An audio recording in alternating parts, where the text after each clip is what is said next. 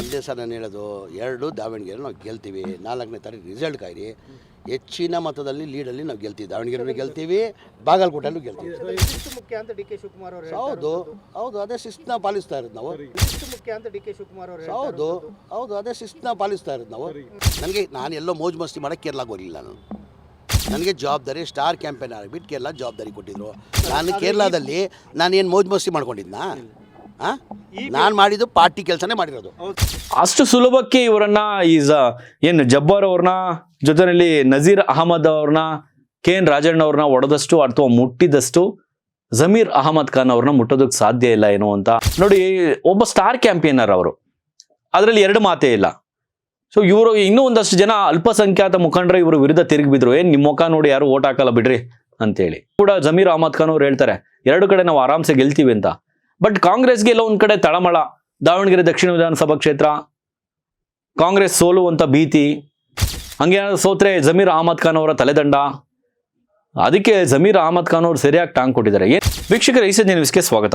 BJP ಅವರು ಮಾಡಿರುವಂತ ಈ ಒಂದು ಪೋಸ್ಟ್ ನಿಜಕ್ಕೂ ಒಂದ್ ರೀತಿ ಚರ್ಚೆಗೆ ಗ್ರಾಸವಾಗಿರುವಂಥದ್ದು. ಏನಿದೆ ಪೋಸ್ಟ್ ಅನ್ನೋದನ್ನು ನೋಡೋದಾದ್ರೆ, KN ರಾಜಣ್ಣ, ನಜೀರ್ ಅಹಮದ್, ಅಬ್ದುಲ್ ಜಬ್ಬಾರ್ ಹೀಗೆ CM ಸಿದ್ದರಾಮಯ್ಯನವರ ಆಪ್ತ ಬಳಗದ ಒಂದೊಂದೇ ಬಂಡೆಯನ್ನ DK ಶಿವಕುಮಾರ್ ಅವರು ಪುಡಿ ಮಾಡ್ತಿದ್ದಾರೆ.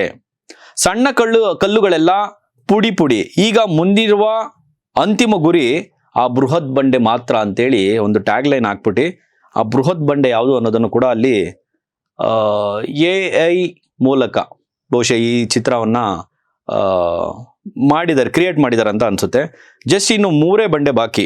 ಸಿದ್ದರಾಮಯ್ಯನವ್ರದ್ದು ದೊಡ್ಡದು ಬಂಡೆ ಆಕಾರದಲ್ಲಿ ಇರುವಂಥದ್ದು.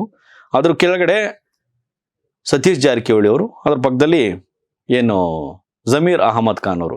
ಜಸ್ಟ್ 3 ಬಂಡೆ ಬಾಕಿ ಅಂತೇಳಿ ಇಲ್ಲಿ ಹಾಕಿದ್ದಾರೆ. ಈ ಕಡೆ ಸೈಡ್ ನಲ್ಲಿ ಇನ್ನು 3 ಬಂಡೆಗಳನ್ನ ಅಂದ್ರೆ ಒಡೆದಿರುವಂತ ಬಂಡೆ ಕಲ್ಲುಗಳನ್ನ ಹಾಕಿರುವಂಥದ್ದು.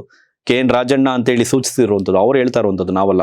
KN ರಾಜಣ್ಣ, ನಜೀರ್ ಅಹಮದ್, ಅಬ್ದುಲ್ ಜಬ್ಬಾರ್ ಹೀಗೆ 3 ಜನರನ್ನು ಕೂಡ DK ಶಿವಕುಮಾರ್ ಅವರು ಮುಗಿಸಿದ್ರು ಎನ್ನುವಂತ ಒಂದು ವಿಶ್ಲೇಷಣೆಗೆ ಅಥವಾ ಚರ್ಚೆಗೆ ಗ್ರಾಸವಾಗುವಂತ ರೀತಿಯಲ್ಲಿ, ವಿವಾದಕ್ಕೆ ಉಂಟಾಗುವಂತ ರೀತಿಯಲ್ಲಿ ಮಾಡ್ತಾ ಇರುವಂಥದ್ದು.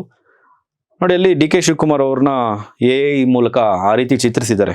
ಕೈಯಲ್ಲಿ ಏನು ಬಂಡೆ ಹೊಡಿತಾರಲ್ಲ ಆ ಸಲಕರಣೆ ಇಟ್ಕೊಂಡು, ತಲೆಗೆ ಟವಲ್ ಸುತ್ಕೊಂಡು ಬಂಡೆ ಹೊಡೆಯುವ ರೀತಿಯಲ್ಲಿ ಅವ್ರನ್ನ ಚಿತ್ರಿಸಿರುವಂಥದ್ದು. ನೋಡಿ, ರಾಜಕೀಯ ಅಂದ ಮೇಲೆ ಇದೆಲ್ಲವೂ ಕೂಡ ಈ ರೀತಿಯ ತಂತ್ರಗಾರಿಕೆಗಳು, ತಂತ್ರಕ್ಕೆ ಪ್ರತಿತಂತ್ರಗಳು ನಡೀತಲೇ ಇರುತ್ತೆ. ಎಲ್ಲಾ ಪಕ್ಷದಲ್ಲೂ ಕಾಂಗ್ರೆಸ್ ಮಾತ್ರ ಅಲ್ಲ, ಈ ಹಿಂದೆ BJP-ನಲ್ಲೂ ನಡೆದಿದೆ, JDS-ನಲ್ಲೂ ನಡೆದಿದೆ, ಕಾಂಗ್ರೆಸ್ನಲ್ಲೂ ನಡಿಬೇಕು. ನೋಡಿ, DK ಶಿವಕುಮಾರ್ ಅವ್ರನ್ನ ಹಂಗ ನೋಡೋದಾದ್ರೆ ಒಬ್ಬ ಶಿಸ್ತಿನ ಸಿಪಾಯಿ ಅಂತ ಹೇಳ್ಬೋದು. DK ಶಿವಕುಮಾರ್ ಅವ್ರನ್ನ ಮೊದಲಿಂದಲೂ ಡೇ 1 ಇಂದ ಅವರ ಜರ್ನಿ ತೆಗೆದುಕೊಂಡು ನೋಡಿದಂಥ ಸಂದರ್ಭದಲ್ಲಿ ಕಾಂಗ್ರೆಸ್ ಪಕ್ಷಕ್ಕೆ ನಿಷ್ಠೆ ಬಿಟ್ರೆ ಬೇರೆ ಅವ್ರ ತಲೆನಲ್ಲಿ ಏನೂ ಇಲ್ಲ.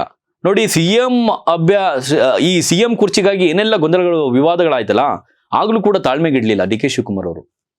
ಎಲ್ಲೋ ಒಂದಷ್ಟು ಜನ ಅಪಸ್ವರ ಕೇಳಿ ಬಂದಿದೆ. ಏನಂದ್ರೆ ಎಲ್ಲೋ ಒಂದು DK ಶಿವಕುಮಾರ್ ಅವರು ಬಿಜೆಪಿಗೆ ಹೋಗ್ಬಿಡುತ್ತೆ, ಬಿಜೆಪಿಗೆ ನೋವೇ ಚಾನ್ಸೇ ಇಲ್ಲ. ಆ ರೀತಿಯ ಮನುಷ್ಯ ಅಲ್ಲ, ಆ ರೀತಿಯ ವ್ಯಕ್ತಿತ್ವವಲ್ಲ, ಆ ರೀತಿಯ ಅಧಿಕಾರಕ್ಕೆ ಆಸೆ ಪಡುವಂತ ಒಬ್ಬ ರಾಜಕಾರಣಿಯೂ ಅಲ್ಲ. ಕಾಂಗ್ರೆಸ್ನ ಕಟ್ಟಾಳು, ಕಾಂಗ್ರೆಸ್ನ ಪಕ್ಕ ಶಿಸ್ತಿನ ಸಿಪಾಯಿ ಅಂತ ಹೇಳ್ಬೋದು DK ಶಿವಕುಮಾರ್ ಅವ್ರನ್ನ.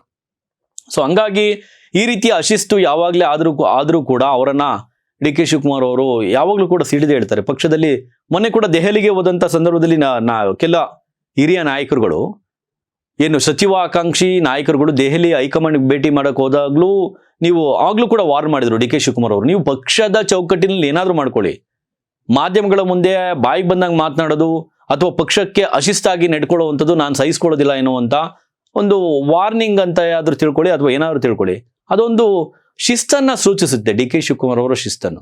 ಇನ್ನು ವಿಚಾರಕ್ಕೆ ಬರೋದಾದ್ರೆ 3 ಜನರನ್ನ DK ಶಿವಕುಮಾರ್ ಅವರು ಬಿಜೆಪಿ ಅವರು ಹೇಳ್ತಾ ಇರೋ ಹಾಗೆ, KN ರಾಜಣ್ಣ ಅವರು, ನಜೀರ್ ಅವರು, ಜೊತೆಯಲ್ಲಿ ಜಬ್ಬಾರ್, ಈ 3 ವಿಕೆಟ್ ಹೊಡೆದಿದ್ದಾಯ್ತು, ಇನ್ನು 3 ವಿಕೆಟ್ ಬಾಕಿ. ಅದು ಸತೀಶ್ ಜಾರಕಿಹೊಳಿ ಅವರು, ಜಮೀರ್ ಅಹಮದ್ ಖಾನ್ ಅವರು, ಮತ್ತೊಂದು ಸಿದ್ದರಾಮಯ್ಯನವರು.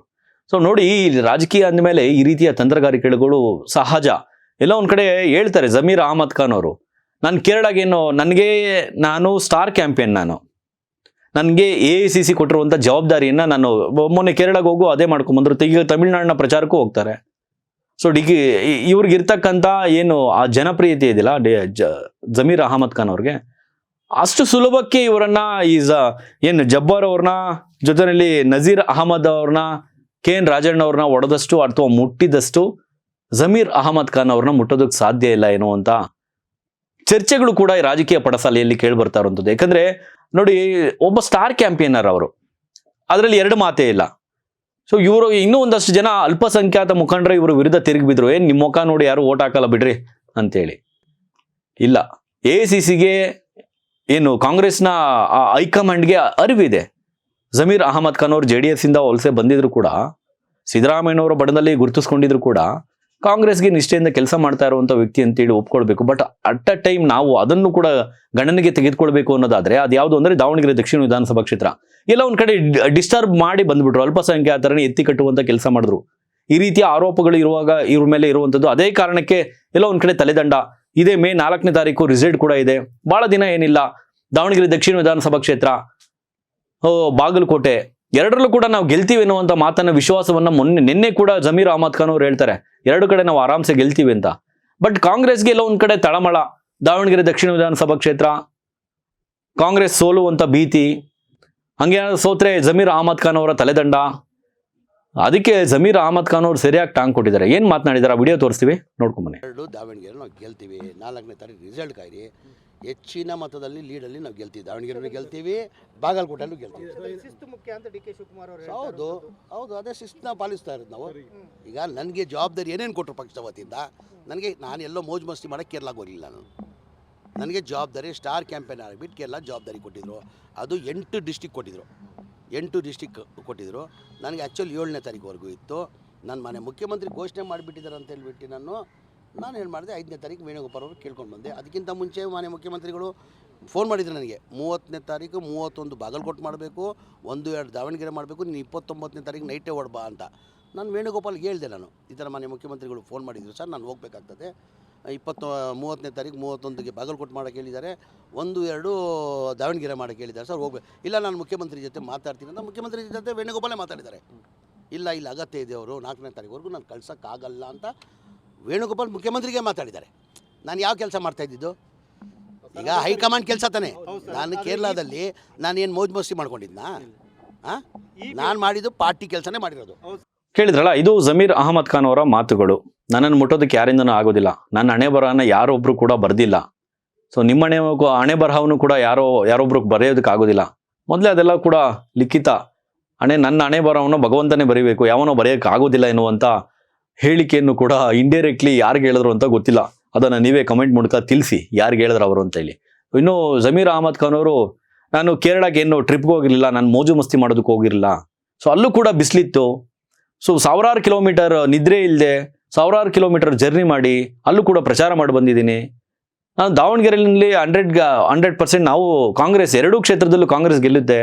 ಸೊ ಈ ರೀತಿ ಎಲ್ಲ ಹೇಳಿಕೆಗಳನ್ನ ಕೊಡ್ತಾ ಇರುವಂಥದ್ದು. ಅಷ್ಟು ಸುಲಭಕ್ಕೆ ಜಮೀರ್ ಅಹಮದ್ ಖಾನ್ ಅವ್ರನ್ನ MLC ಜಬ್ಬರು, ನಜೀರ್ ಅಹಮದ್ ನಜೀರು, ಜೊತೆಯಲ್ಲಿ KN ರಾಜಣ್ಣ, ಇವ್ರು 3 ಜನನ ಒಡೆದಷ್ಟು ಸುಲಭವಾಗಿ ಜಮೀರ್ ಅಹಮದ್ ಖಾನ್ ಅವ್ರನ್ನ ಮುಟ್ಟೋದಕ್ಕೆ ಸಾಧ್ಯ ಇಲ್ಲ ಎನ್ನುವಂಥ ಮಾತು ಕೂಡ ರಾಜಕೀಯ ಪಡಸಾಲೆಯಲ್ಲಿ ಕೇಳಿಬರ್ತಾ ಇರುವಂಥದ್ದು. ಸ್ನೇಹಿತರೆ, ಈ ಒಂದು ಸ್ಥಿತಿಗೆ ಸಂಬಂಧಪಟ್ಟಾಗೆ ನಿಮ್ಮ ಅನಿಸಿಕೆನು?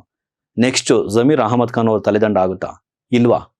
ನಿಮ್ಮ ಅನಿಸಿಕೆಯನ್ನು ಕಮೆಂಟ್ ಮಾಡಿ. ನೋಡ್ತಾರೆ ಈ ಸಂಜೆ ನ್ಯೂಸ್, ಇದು ಸಮಸ್ತ ಕನ್ನಡಿಗರ ಧ್ವನಿ.